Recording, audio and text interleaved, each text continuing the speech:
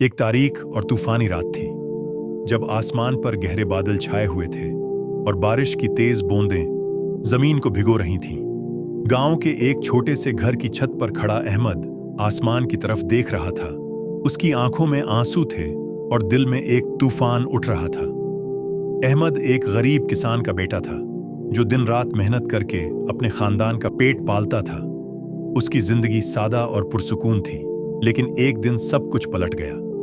उसका बाप शदीद बीमार हो गया और गांव का अमीर जमींदार, जिसका नाम जालिम खां था, ने उनकी छोटी सी जमीन हड़पने की साजिश शुरू कर दी।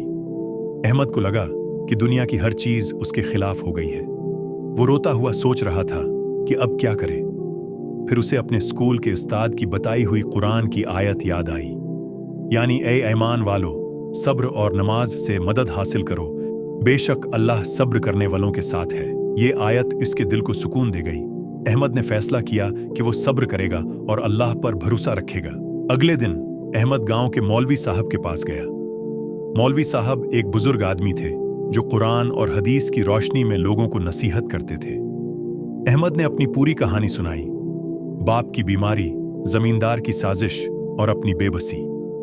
मौलवी साहब ने मुस्कुरा कर कहा, तुम सब्र करो, नमाज पढ़ो और अल्लाह से दुआ करो, अल्लाह की मदद जरूर आएगी। अहमद ने मौलवी साहब की बात मानी। वो दिन रात मेहनत करने लगा। सुबह सवेरे उठकर फज्र की नमाज अदा करता, फिर खेतों में काम करता, शाम को मगरिब की नमाज के बाद बाप की खिदमत करता। लेकिन आजमाइशें खत्म नहीं हुई। एक दिन अहमद का करीबी दोस्त, जिसका नाम राशिद था और जिसे वो अपना भाई समझता था, ने उसे धोखा दिया। राशिद ने जमींदार के साथ मिलकर अहमद की फसल को रात के अंधेरे में नुकसान पहुंचाया। अहमद जब सुबह खेतों में गया तो देखा कि उसकी मेहनत जाये हो गई है। वो गुस्से से भरा हुआ चीखने लगा, लेकिन फिर उसे कुरान की एक और आयत याद आई, ए ईमान वालो, अल्लाह से डरो और सच्चों के साथ रहो। अहमद ने सोचा कि सच्चाई ही उसकी सबसे बड़ी ताकत है। झूठ और धोखे से कुछ नहीं मिलेगा। अहमद ने फैसला किया कि वो गांव की पंचायत में जाएगा और सच बोलेगा। पंचायत में सब बुजुर्ग बैठे थे। अहमद ने लरजती आवाज में कहा, मैं सच बोल रहा हूं। जमींदार साहब ने मेरी जमीन हड़पने की कोशिश की है और मेरे दोस्त राशिद ने मेरी फसल तबाह की है। जमींदार ने गुस्से से इनकार किया और अहमद को झूठा कहा। लोगों ने अहमद की बात सुनी, लेकिन जमींदार ताकतवर था। उसने अहमद को धमकियां देनी शुरू कर दी। अहमद घर आकर रोता रहा, लेकिन एक रात जब वो तन्हा था, उसे एक हदीस याद आई, सदाकत नेकी की तरफ ले जाती है और नेकी जन्नत की तरफ ले जाती है। ये अल्फाज उसके दिल में उतर गए।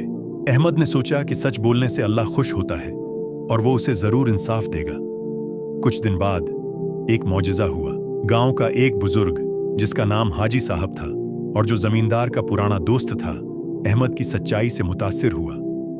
हाजी साहब ने जमींदार को समझाया कि गलती मान लो, अल्लाह मुआफ करने वाला है। जमींदार ने सोचा और फिर अहमद के घर आया। उसने अहमद से मुआफी मांगी और कहा, मैंने गलती की है, तुम्हारी जमीन वापस करता हूं। अहमद ने फौरन मुआफ कर दिया, क्योंकि कुरान में अल्लाह फरमाता है, यानी उन्हें चाहिए कि मुआफ करें और दरगुजर करें। क्या तुम नहीं चाहते कि अल्लाह तुम्हें मुआफ करे? अहमद ने जमींदार को मुआफ करके एक मिसाल कायम की। अब अहमद की जिंदगी बदलने लगी। उसकी फसल अच्छी हुई, बाप सेहत याब हो गए और गांव वाले अहमद की इज्जत करने लगे। अहमद ने कभी शुक्र अदा करना नहीं भूला। वो हर नमाज में अल्लाह का शुक्र बजा लाता। कुरान में अल्लाह फरमाता है, अगर तुम शुक्र करोगे तो मैं तुम्हें और ज्यादा दूंगा। अहमद ने अपने दोस्तों को बताया कि शुक्र अल्लाह की नामतों को बढ़ाता है। अहमद अब गांव में एक मिसाल बन गया। लोग उससे सीखने आते। वो बताता कि इस्लाम हमें सब्र, सच्चाई, मुआफी और शुक्र सिखाता है। अहमद की कहानी से हमें बहुत कुछ सीखने को मिलता है। इस्लाम एक मुकम्मल ज़ाबिता हयात है जो हमें आजमाइशों का सामना करने का तरीका सिखाता है।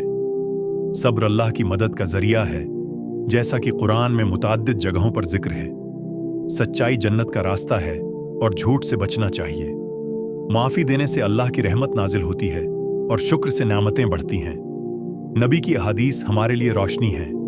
ऐ मुसलमानों, अपनी जिंदगियों में उन उसूलों को अपनाओ। नमाज की पाबंदी करो, कुरान पढ़ो और सुन्नत पर अमल करो। अल्लाह हमें सबको हिदायत दे, हमारी आजमाइशों को आसान करे और जन्नतुल फिरदौस में जगह दे। आमीन।